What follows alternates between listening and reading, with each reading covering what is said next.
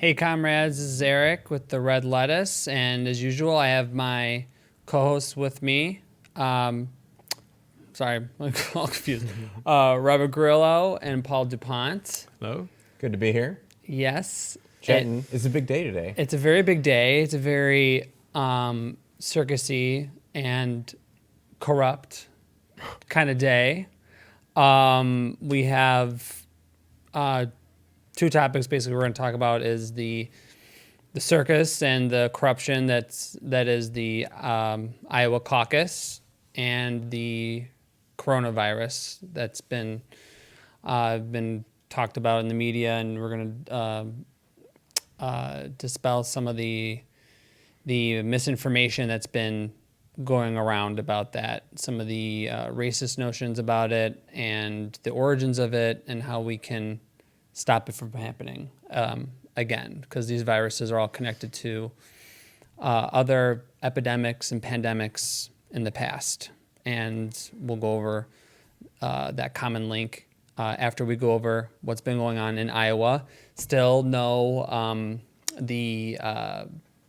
it's still 62% reporting, and this has been over 24 hours since it started now. But of course, we are dealing with a corrupt bourgeois democracy, which is run by the capitalist class, and it benefits the capitalist class, and the Democratic Party represents the capitalist class and is controlled by it. So no wonder why this is happening. And I think we can all start discussing what we've heard and what we've read this morning and tonight, because it's very disturbing to know that we are supposed to believe that we live in a democracy, and anyone that knows anything about democracy can see that what happens in the U.S. is very undemocratic, especially within the Democratic Party. So yes, this supposedly secure app called Shadow Inc. The company that made it. But the app is called. What's the app called? Oh, I keep hitting the wrong button. I don't know if it has a name per se, but it's just the Iowa Caucus app. It's made by Shadow Inc., and there are a lot of weird and demonstrable ties that has to Pete Buttigieg and the Clintons and Obama. Right. The Shadow Inc. is an umbrella of the acronym company, and the top person there is married to what's her name? Her name is Tara McGrawan. I don't remember the I specific think name. it's Tara Well, McGrawan. I know the parent company of Acronym is called Pacronym, and it's basically a fusion of a PAC and a super PAC. So wait, is it not acronym? So Acronym is the company that owns Shadow HQ, or Shadow as a design firm, but the company that in turn is the parent company of Acronym is literally called Pacronym. Okay. Anyways, And who what are a these stupid people? name. Like, what do we know about the people that run that company? So basically, they're former Clinton and Obama people, and They've done work for the Clinton. they're like Campaign and staffers. Former Hillary Buttigieg campaign campaign. staffers, that whole ilk. They hate Bernie yeah. Sanders, like the whole company. And it was the Iowa Democratic Caucus or organization that accepted the use of this app for this purpose. Yeah, Iowa and Nevada. So Nevada has said that they won't use the app after what's happened in Iowa, which they have to, because if they did anything else, there would be massive outcry. They can't do any sort of like, oh, we're gonna try something new, we're gonna do it different this time. We fixed the app, everybody. That ship has sailed. Yeah. Wow, this is a scandal. Yeah, it's a big scandal, but the mainstream media is not gonna like treat it as such. But if this happened anywhere else, it would be like major news here. Oh, yeah. Especially if it was happening in a country that the CIA and the corporate state wanted to overthrow, Yeah. it would be a big uproar. But the United States is a very authoritarian corporate dictatorship, so you're not going to have criticism of our practices here. So, yeah, I don't know. You have more on this? Yeah, I think this is the really unfortunate place that we're in. Is we do get to point, and I keep pushing the wrong button. So, let me just do that again. Yeah. Do the edit. So this is the really unfortunate place that we're in. Is we in 2016 were pointing out that there was some systemic bias against Bernie Sanders, and I think to a large part had those concerns vindicated when things like Donna Brazile came out and said, yes, the Hillary campaign had first right of refusal over who the communications director would be and the ability to direct all of this money. Statistical information about how in states that had electronic vote counting, there was evidence that there may have been fractional vote tampering going on. All kinds of evidence to that effect that so far Democratic Party establishment types and stalwarts have been able to say, you don't have proof of that, we're a private institution, we can do whatever we want, this is totally legal, blah, blah, blah, blah, blah, because the sort of quintessential DNC fraud lawsuit was thrown out sorry, what are you pointing at? Sorry. So the sort of quintessential DNC fraud lawsuit was thrown out in Florida back in 2016. But what ended up happening was that went through the appeals process and we'll see the Supreme Court. And now we have a very similar situation. Now, conversely, right after the 2016 general election, you started hearing, and actually even right after the convention, you started hearing, oh my God, it's Russia. Oh, Russia hacked it. You can't hold these votes.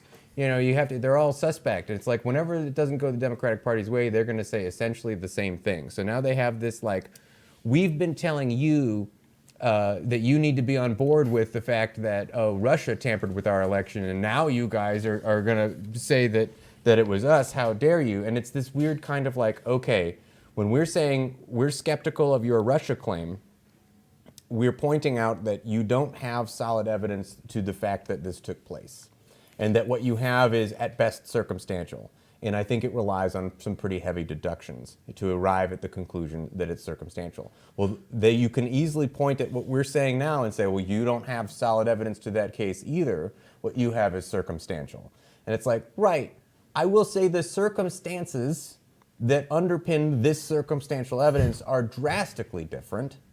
And I think the circumstantial evidence within these cases of the Democratic Party are more solid, to the point where we may see some vindication even in that Supreme Court lawsuit that happens later this year. Very different than in, oh, well, the Mueller report said that the Russia thing didn't happen, but we've got obstruction of justice, and so maybe we still have a window of opportunity to believe it did, even though we're hinging this on all of this nonsense. And so there's this weird dichotomy of look, I think we are having a measured skepticism in your, oh my God, Russia stuff, but we're also having a measured skepticism in your, no, seriously, this app is totally cool, trust us stuff, right? And it will be tried to be spun as to say we're sore losers, that we only care about election integrity when it suits our needs. And by our needs, I mean those of us who are like, well, Bernie Sanders isn't the most socialistic candidate in the world, but he's what we have right now, and he's building a coalition. So,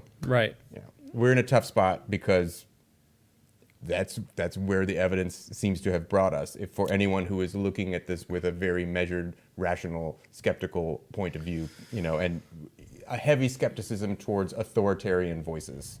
Yeah, and this is a movement that all leftists should really be behind, is the Bernie Sanders movement,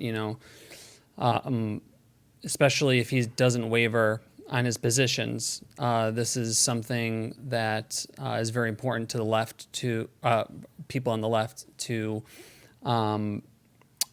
improve upon and utilize. So this is a really important movement for everyone on the left, especially socialists and communist people as well, and parties.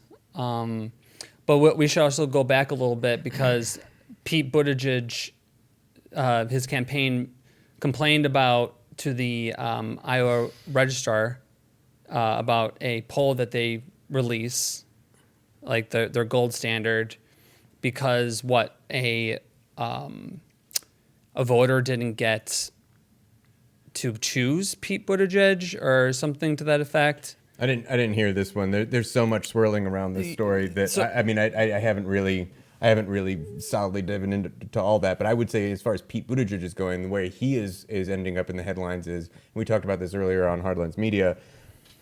There's sort of two angles to it. There's the how does this affect the campaigns going forward in other states? Like, how does it deflate momentum for some candidates or inflate momentum for other candidates? And then there's the, oh my God, our election system is insane, and how can we ever look at another country and say that you don't have a democratic process when we just did this in Iowa? To the point where you've got Michael Tracy saying we should regard this whatever they release as the official total as void, and find some other way of doing it, which I think there's room for that position. We're put in this situation of noticing, like, hey, there's one of the candidates that has fallen into both of these conversations, and it's Pete Buttigieg. He's very solidly in the what the heck happened. He's involved with this whole thing. His campaign. He can't escape this. Everything. He's a big loser from what happened in Iowa. I don't think there's any way you can slice it. I think people still believe that he's this kind of like wholesome mayor of a small town in Indiana, that he doesn't have these big connections with donors and powerful people. He's the CIA candidate. Like his campaign has the most national security state donations and contributions to his campaign. Right. Yeah, and I guess that's coming out now more. But up to this point, it's been, he has such a persona that is so wholesome and Midwestern, and it's such a bunch of BS. I'm sorry to say. He's a creep. He's just like a guy in a suit. He's Guaido. He's literally Guaido 2.0. Yeah, declaring himself that he won the election. It was me, I won. Yeah. Based on what, dude? Based on nothing. What, are you just going to come out Based and on say 0% of the he did know. I think he obviously knew what the results were going to be. I think. Well, that's what it looks like. I mean, if he's trying to avoid the optics of looking like he's involved with some shenanigans, he's failing miserably. They weren't really secretive at all. They didn't really hide it. And right now, the precincts that aren't being counted are the Bernie Sanders ones. Mm-hmm. So I have a what question. a coincidence. Didn't the Sanders campaign actually do their own counting at this time to make sure that they had their own independent data? Right, and that puts the Sanders campaign in kind of a tricky situation, because what kind of data does a campaign, which will be seen as inherently biased, right, which is fair, right? You certainly support one specific candidate here. So how do you present those data findings to the rest of the country and say you should trust this? And so I haven't looked at all of the data so far. They've released bits and pieces of it, most of it in spreadsheet form. Mm-hmm. But there comes a point where you question, how is this data collected? And hey, if it's possible, what I was calling for even before the election was, listen, we need to have massive amounts of video. We need footage on the scene. We need to have all of that stuff recorded. And if the campaign comes out and says, these are our vote totals, and we got them by reviewing the paper ballots, and we got those on video, the way they were collected, the way they were tabulated. Here is hours upon hours. Here is mountains of footage. Tell us we're wrong. Right. Right? If they can provide that level of scrutiny, like an almost detective-like level of, this is the best that we can come to a solid understanding of the veracity of what actually happened that night, maybe you have a chance of convincing people. But at the end of the day, it will always be seen as, this is biased because it comes specifically from one campaign, and there will be a certain segment of the population that you will never convince that that is a legitimate thing. Now, not that this is a bad strategy. Every one of the campaigns is trying to spin this in their favor, one way or another, right? This is the way that the Bernie Sanders campaign has chosen to do that, and I think it will have some effect, but it by no means will be accepted, particularly by establishment-minded Democratic voters and the upper echelons of the DNC themselves, as at all any indicator of the valid actual preference of Iowan precincts. It won't be. It will be smeared and diminished in 6 ways from Sunday. And we have to be honest that we don't really have an argument to say, yeah, but it's totally legitimate and these are the numbers we should all trust. They might make us feel good as Bernie supporters. We might actually think that they probably are the closest to the actual accurate result of what literally happened on the ground that night. But we have to convince the rest of the party, we just don't have that argument because it comes from one of the campaigns. And that's unfortunate. Why was this app allowed to be used, and what has been used in the past? I mean, how is it different this There was time? never an app used in the past. It was just why was this?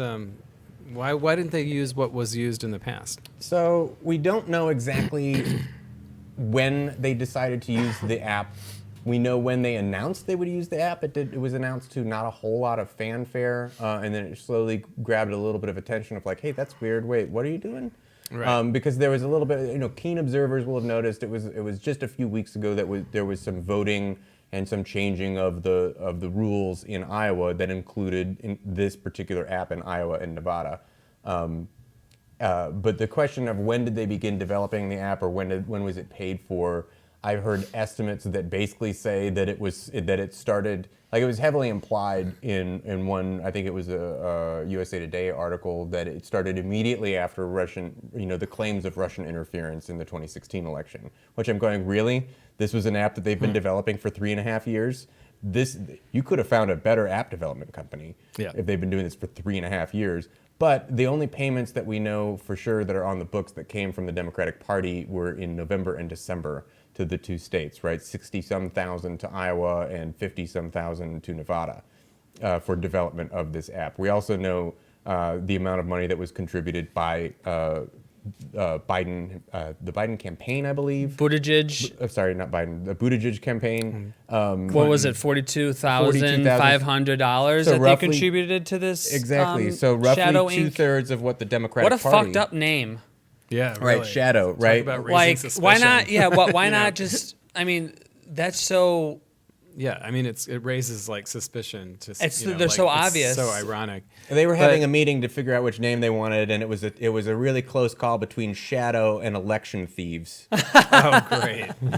So is the true. app like the real issue, though? I mean, is this all about the app and the app failing, or is there other factors that? So part of it, the consternation early on was, hey, you're introducing this app. There's the potential for electioneering with an app like this because you're removing some human component and you're allowing some obfuscation of what's going on, which they're really trying to make that not be the case right now by, we're not going off of any of the results of the app. And it's like, okay, but how much was this app relied on before the, precinct, captains ended up writing down the thing, which they ended up then calling in. So I have some questions around that myself. And so there's still a lot of open questions, but right now it is mostly being looked at as the app was a debacle, the app was a failure. Yeah. We're trying to do this off of the paper as best we can now. And the DNC is promising transparency and all above the board They stuff. have such a And, great record of transparency. Right, Yeah. they don't have that record or that trust, and in the same way that we don't have a case for Bernie Sanders to trust his numbers of what happened in this, I think it's really hard to make the case that we should trust the DNC's numbers in this case. However, legally, as it stands, they have every right to make the numbers be whatever they want it to be, so we're sort of forced to accept whatever numbers they say it is, which is democracy, I guess. Yeah. Yeah, and also there was also some shenanigans before. They were last minute moving caucus sites, weren't they? They're moving. So there was all the standard type Iowa shenanigans, moving caucus sites, using smaller facilities. Because they somehow bullying didn't people. know. They didn't know that they were going to have such a big turnout. Right, coin tosses to determine particular precincts. All of that is pretty standard fare. And in fact, I don't want to overstate. Like, people are using the term unprecedented for this. The app debacle itself is unprecedented, but not a delay in results quite like this, right? So It's a never friend happened. pointed out that in 2012, Rick Santorum had to wait a few days before they even gave him his specific exact results for Iowa. So the long delay in Iowa is not unprecedented, but relying on an On a- electronic tabulation method that fails this monumentally has never happened before. Oh. It's embarrassing. Yeah. Yeah. It is an We're supposed to be a international model for embarrassment. voting and If our elections weren't international embarrassment before, this really put the icing on the cake Yeah. because we really don't have any democratic process here.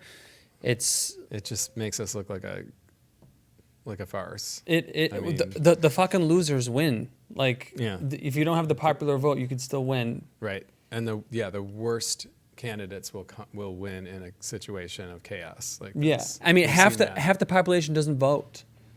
The largest section. I mean, like, that's how fucked up our democracy, or not democracy, our system is. But it's working as it's supposed to. That's It works exactly. if you go, our democracy. Yeah, it's not a democracy. We live in a corporate dictatorship, and it's working how it's supposed to. Yeah. Yeah. Yeah, I mean, this is one of those things where we sort of have to stay glued to, the news and find out how it will shake out and see what will happen as we move forward. And the sort of the call to action, the what do we as socialistic minded political actors, how do we evaluate and, assimilate this information into what we, advocate for and how we behave moving forward. And it's still, support Bernie Sanders. He's probably the best shot that we have of getting toward the types of reforms that we would like to see. It's continue to point out the fact that this is not above board. This is not above reproach, right? Right.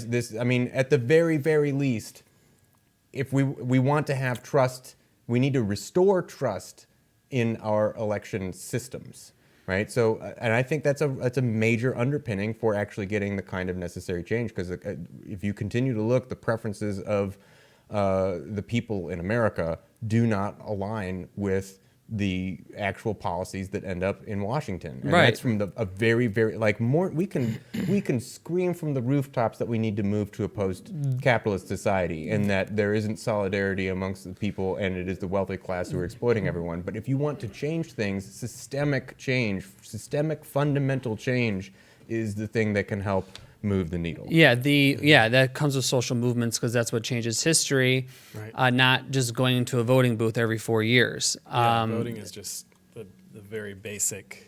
It's placebo civics. compelling. Yeah. It's and the Democratic Party is to the right of like Trump voters, and even if let's say Bernie does win, his reforms that are very important for our material conditions and they would improve our lives greatly. They're not going to happen just because he's in office. People are going to have to be in the streets and people are going to have to push Organize. and fight and organize. And that's why everyone on the left should really be supporting this movement because it's very rooted in anti-capitalism and anti-imperialism. There's no other movement or candidate that has a movement like that. Yeah. By the way, great book on social movements and how they function and how we can, harness the power of social movements is a book called This is an Uprising by Mark and Paul Engler, which we recommend to our people that join our group because it's like it really gives you a broad perspective on activism and how to leverage the power of social movements by looking at ones that were really successful. Yeah. Basically. Yeah.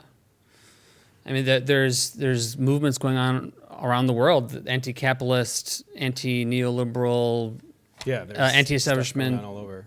Yeah, movements going around all over. What's happening in India, like what we talked about Exactly. in the last show, is India, kind of, like, amazing. France, Lebanon, Iraq. Imagine if this type of nonsense keeps up throughout the whole primary season. They don't want that happening here. What will Milwaukee look like? What will Yeah. happen when we get to the convention? Like the And chaos that will ensue. I mean, remember 2016 it wasn't some big unity tour.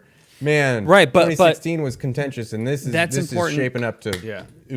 take the top spot after that. That's I why- like the new hashtag. Sorry, I just want to get this out also. Remember what it was? It was Bernie or bust in 2016. There's a lot of Bernie or busters. That's not the hashtag you see anymore. Hashtag you see now is Bernie or vest. I like that hashtag. That's a good one. Also, Makes me think of the yellow vest. That's Yeah. what it means. yes, but if Bernie does lose it doesn't get the nomination, or loses, and does, because he stated that he's going to support the nominee, whoever it is, that's when we don't support him and we don't support the nominee. There are third parties to choose from, Green Party, and there's also the Party for Socialism and Liberation. They're a socialist party, and they have candidates for us to choose from. Right. That are more in line with the working class and what we need for our material conditions. And they have more of a vision of what we need to be doing in order to change the political landscape and to have a socialist society. I think I can see the counter argument to that, and I want to kind of head it off at the pass ahead of time, because the counter argument begins to be, oh, well, you'll split the vote. The counter argument begins to be that you'll split the vote, and it will end up that you're just going to give the election to Trump, right? You'll play spoiler, essentially.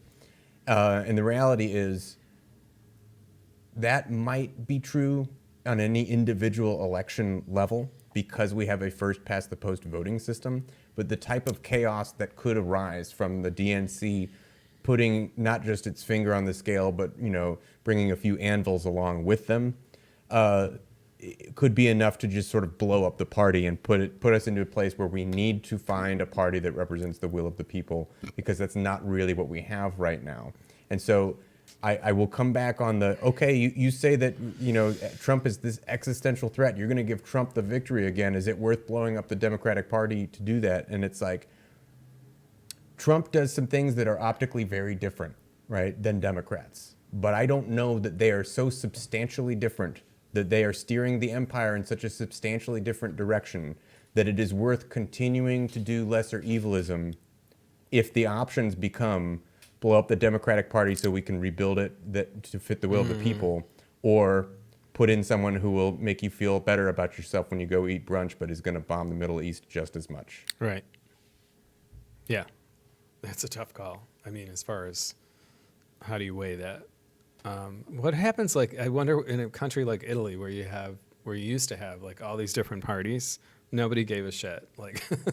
That they had 16 parties, and it was that was a democracy because you had all these options. Yeah, parliamentary system. You had to have more equal representation. Yeah. So how does I know it's not an ideal democracy, but a lot more people vote. There's a lot more parties. There's a lot more different platforms.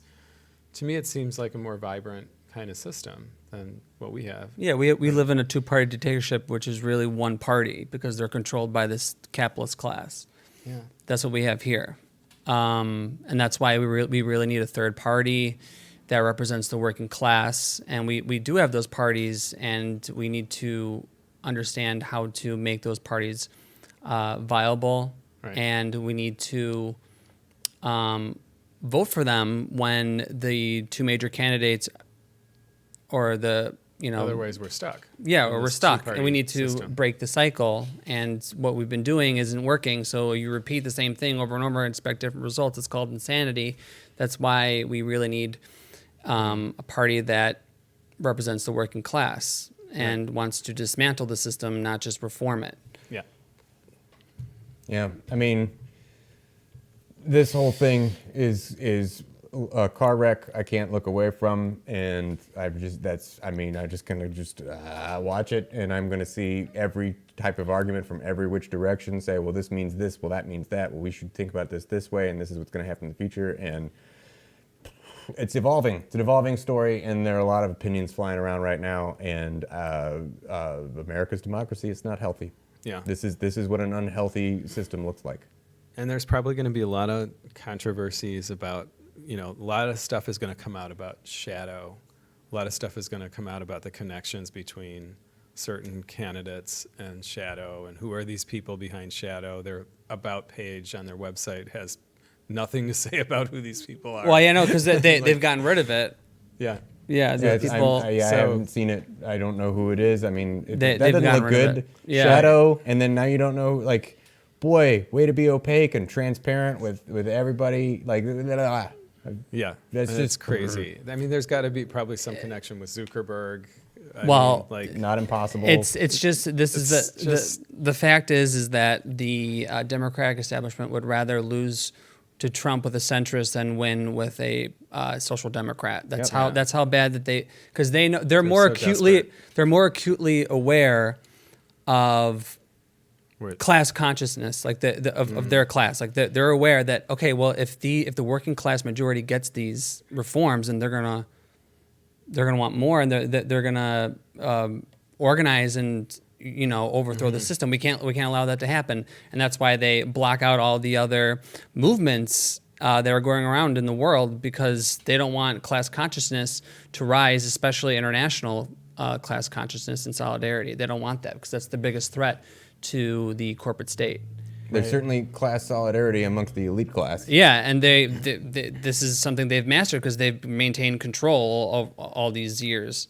So they know how to master this, and this is a great example, because they want to align with a candidate that nobody wants, who's terrible, who can't even run a small little city in South Bend, who's a racist and a dweeb and totally useless, and has nothing to excite people to come out to vote for. Bernie Sanders is the only one that has a platform that benefits the working class and improves our material conditions and lives. And he's also the only one that really sounds like he means what he says. Like the other ones just seem like talking heads. And I mean, okay, Elizabeth Warren, I guess, has her moments of authenticity, but for the most part, She's I mean, exposed herself as a fraud. She's a fraud. She's establishment Yeah. as it gets. Snake in the Right. grass. She's a snake, sneaky snake, Yeah. for sure. The only one that we can, it's just Bernie. He's That's at least been consistent. yeah, He's he's been consistent. consistent Yeah. for 40 plus believable. years. He's also believable. I think people believe, they don't think he's a fraud. That's an amazing thing. Like when you hear Buttigieg speak, he just sounds like he's on a television commercial for some product. I know. He seems like an actor. He the- doesn't the- seem like He's a real person. 90s style politician, right? He's running a 20th century campaign. He's super duper coached. He does the thumb pointy thing, rolls up the sleeves. Let me arms tell you open. about these Yeah, values. I mean, he's like Beto O'Rourke, only like less hand waving. Yeah. So Yeah. He's a corporate brand. That's exactly what in a he way. is. But he's also a big favorite of the CIA, the national security state. That's their favorite. They've been donating to him the most out of anybody else. So that's who they want. They want someone that's going to keep the status quo the way it is. Sure. And that's what we're seeing. Even though Bernie Sanders, the Democratic, leaders of the party and say that Trump's his biggest threat, we got to defeat him. They have one candidate that can defeat Trump, and that's Bernie Sanders. National polls, Bernie trounces Trump in every single one of those polls. But Yeah. for some reason, they don't want to get around him. He's too, they don't not think electable. not electable Yeah. for some reason because Right. his hair. But I mean, I don't know. If Americans want a populist, then Bernie Sanders is the true populist, and Trump is the fake one. Well, yeah, we're living Yeah. in a anti-establishment populist time, and that's what people Yeah. want. The people want Bernie Sanders, and Bernie Sanders is the one that can get disaffected Trump voters to come out and vote for him because they want those policies. Again, the Democratic establishment is to the right of Trump voters. They're completely Authoritarian. They're Yeah. fascist light. right. yeah, Yeah. yeah, So should we move on to? yeah. What's Well, the next thing? So there's this coronavirus. yes. So there's a ton of stuff coming out on the coronavirus, and I decided to try to take a perspective on it where we kind of debunk some of the the crazy stuff coming out and look at some of the facts. And so I'm going to do that first. And so Science Direct correctly identifies the coronavirus as a family of viruses that affect mammals and birds. Humans it typically doesn't affect humans, but now because of the close proximity between other animals and humans, they're quickly transferring to humans. But the coronavirus goes back to the 60s, it has taken different forms in different times, such as SARS and MERS is a form of coronavirus that took hold in the Middle East, and they think it has to do with camel dairy farming, connected to camel exploitation and camel dairy farming. And now this version of the coronavirus is, the latest thing. And the interesting thing is that this is one of the things I found out was that this is the largest quarantine in human history that's ever been done before because of the coronavirus outbreak. There's a lot of connections between animal slaughter and the wet markets and the coronavirus, which I'll talk about in a minute. But the LA Times had something that was it was a op-ed in the LA Times that I thought was kind of interesting, because the author says that this outbreak was both predictable and preventable and also inevitable.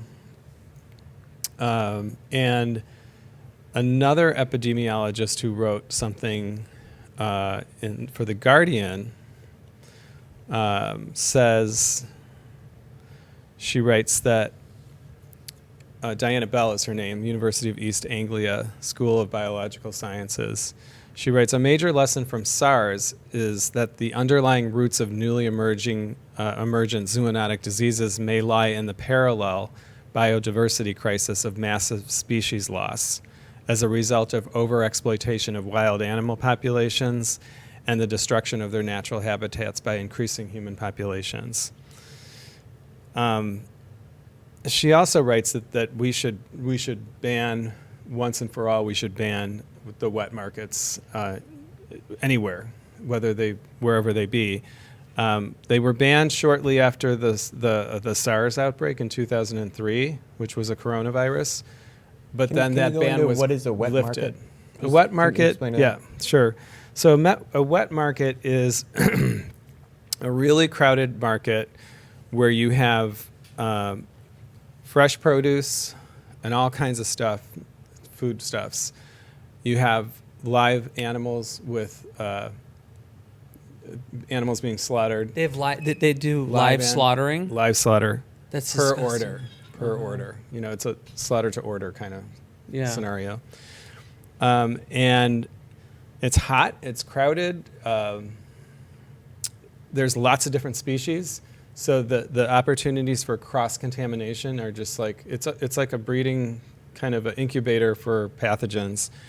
And so because of all these different circumstances, the proximity of people to animals, the variety of different species that are there, the number of people, the density of everything going on, this is just a recipe for disaster. So China did ban wet markets after the SARS outbreak, like I said, in 2003, but that was short-lived, and they lifted the ban. But there's also, while this is going on in Hunan province, which is next door, not far from Wuhan, the city of Wuhan, there's a bird flu outbreak. And it's very near the epicenter of the coronavirus. So what happens in cases like this, and this happens here too, when there's even a suspicion of an outbreak in a huge flock, they completely exterminate the entire millions of birds. Oh my God. Even the suspicion of it, because that can just spread like wildfire, like a contamination or virus can spread like wildfire from one bird to the next because they're so crowded. Conditions are so crowded. The other thing that we use here is, believe it or not, this is completely disgusting. We think they're bad in Asia. We use the highly toxic flame retardant foam, which you can't, like, if you use that in a home after there's a fire, that person can't live in the home for like weeks because of the toxins in the flame retardant. Mm-hmm. Is it like an asbestos type? There's something that there's something about the VOCs or something that are incredibly toxic. So what they do is they fill the entire barn with this flame retardant foam and suffocate hundreds of thousands of birds. Stop. And it can take many minutes for them to suffocate. I mean, it's not it's not a quick, painless death. It's like a really agonizing, horrible situation. And some of them don't die. They actually just, suffer through it. So That's so disgusting. but another thing people don't realize is when there's these outbreaks and the economy is so affected by these outbreaks, the airports are shut down, some of the other transportation is shut down.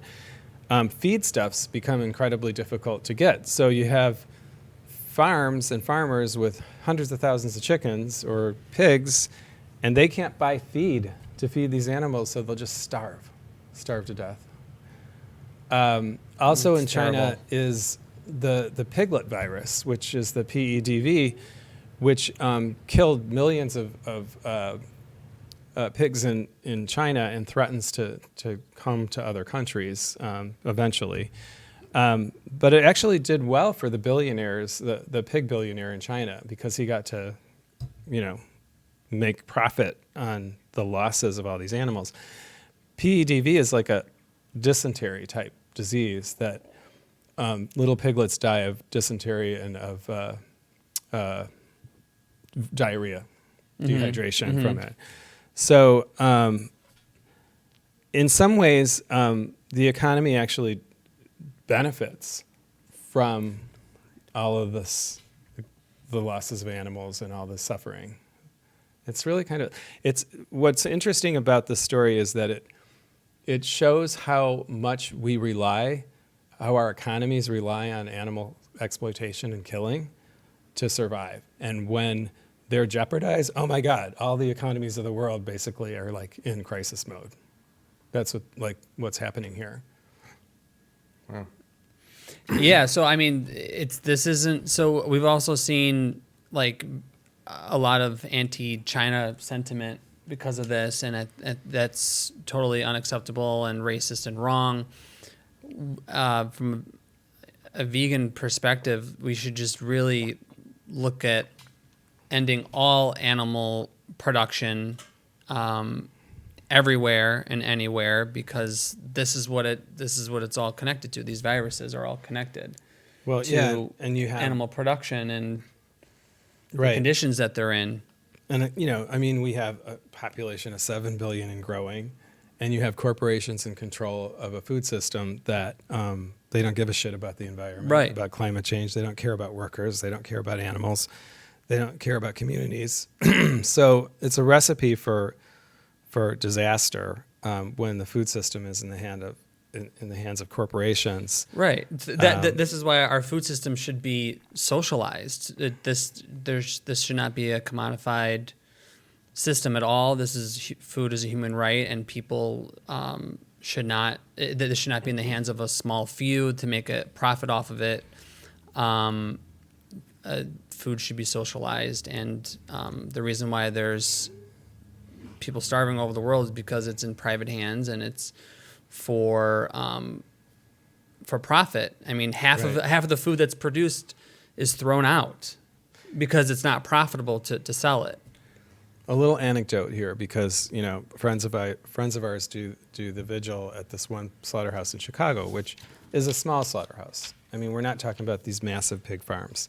We're just talking about a place that gets a delivery of piglets, months-old piglets once a week, okay? Mm-hmm. Monday morning. Yesterday, their last delivery,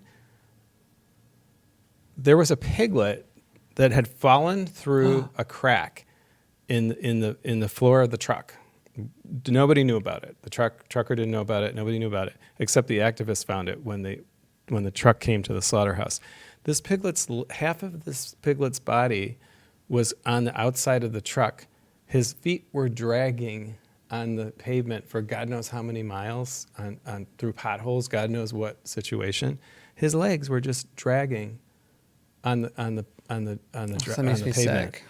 And it's like, this is the level of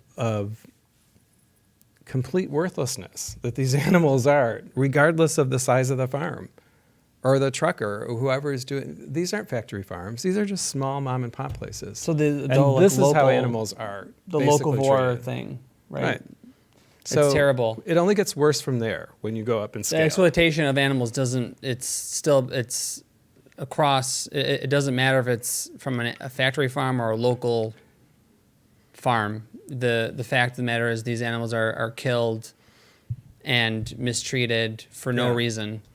And again, like we were saying, capitalism creates false scarcity, and meat production and dairy contributes to this. Socialist thinking, a lot of the fundamental underpinnings of it are empathy and solidarity.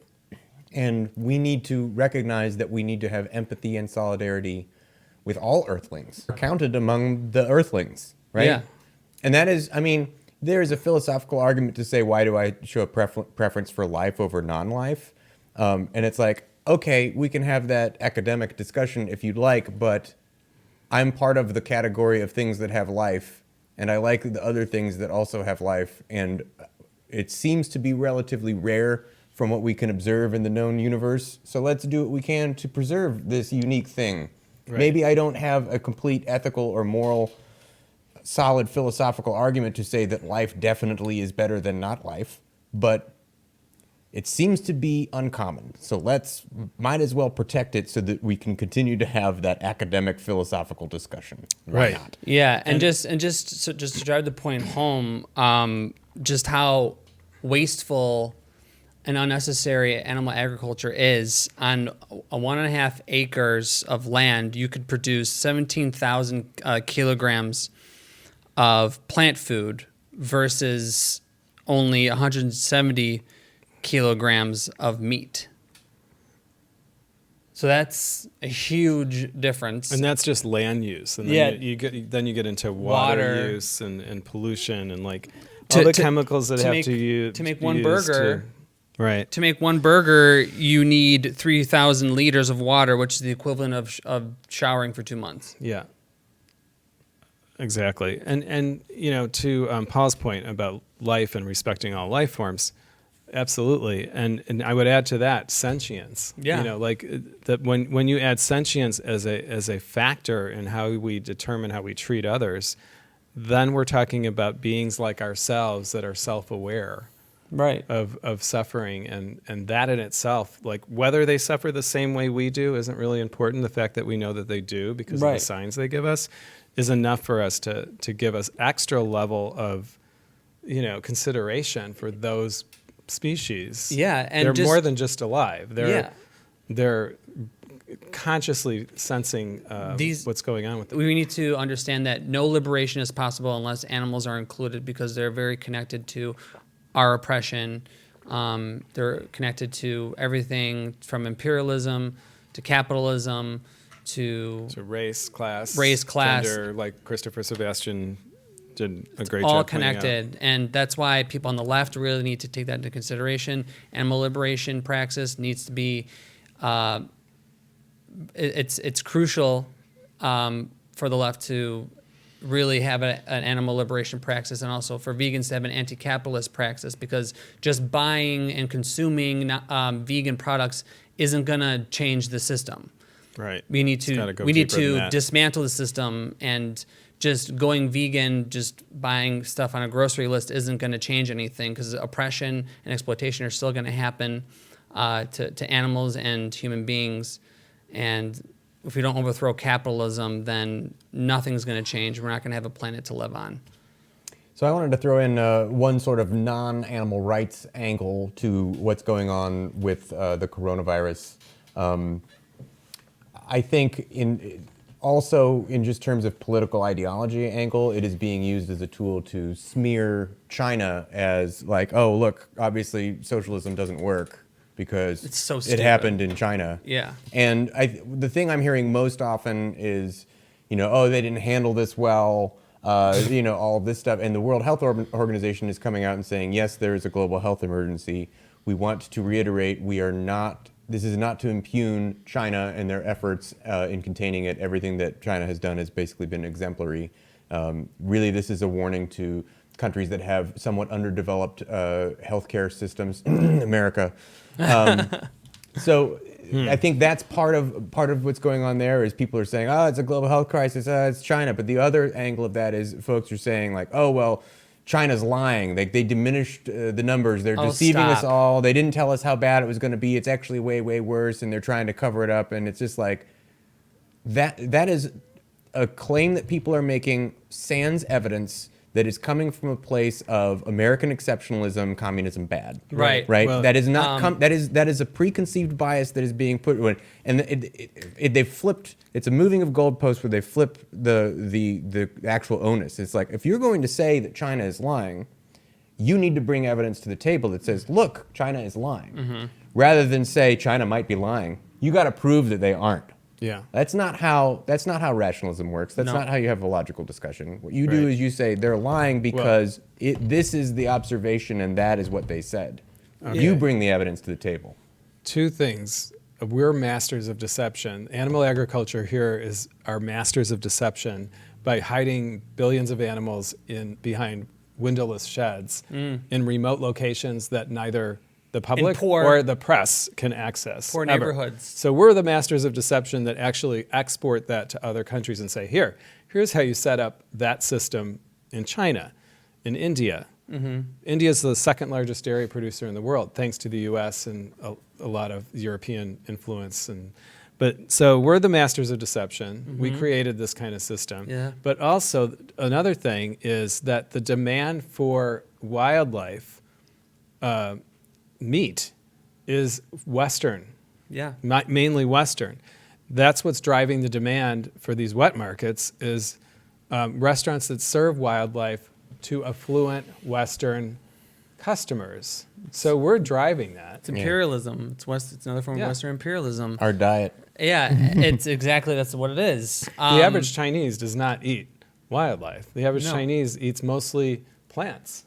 And then, maybe supplements that with meat is more of a luxury. Yeah, it is. It's a very luxurious product, and it's not necessary, and people don't need it to survive. People can eat what we're supposed to be really eating plants. But to Paul's point, China built a hospital in 10 freaking days to combat this, and that's because of state planning, and that's why state planning works. Communism works. That wouldn't happen here in the United States. It takes 10 years to build a frickin' building anywhere. But maybe they were already building the building and they're just lying about how fast they built it. But I don't know. But maybe. It's propaganda, baby. Yeah, Chinese propaganda. it's just nonsense, and this anti-China nonsense has got to stop. But I get a lot of flack for that. I get a lot of flack for saying we shouldn't be because people so are conditioned. knee-jerk. We've been conditioned to be anti-China. It's a they're red. They're communists. They're Right. bad. They're Didn't evil. you hear? Pete Buttigieg said that China is the biggest threat to American democracy. Yeah, people. That's what they're being instilled with. They've been instilled with this anti-China. McCarthyism. Yeah, it's the new McCarthyism. So that's why you're hearing it. It's because the United States wants to dismantle China and overthrow it, and that's why we're hearing these type of things on the corporate state news. Yeah, exactly. But yeah, I guess we can wrap up. Thank you for joining us. This is the Red Lettuce, and we will see you guys again next week. Thank you. Have a great night. Peace.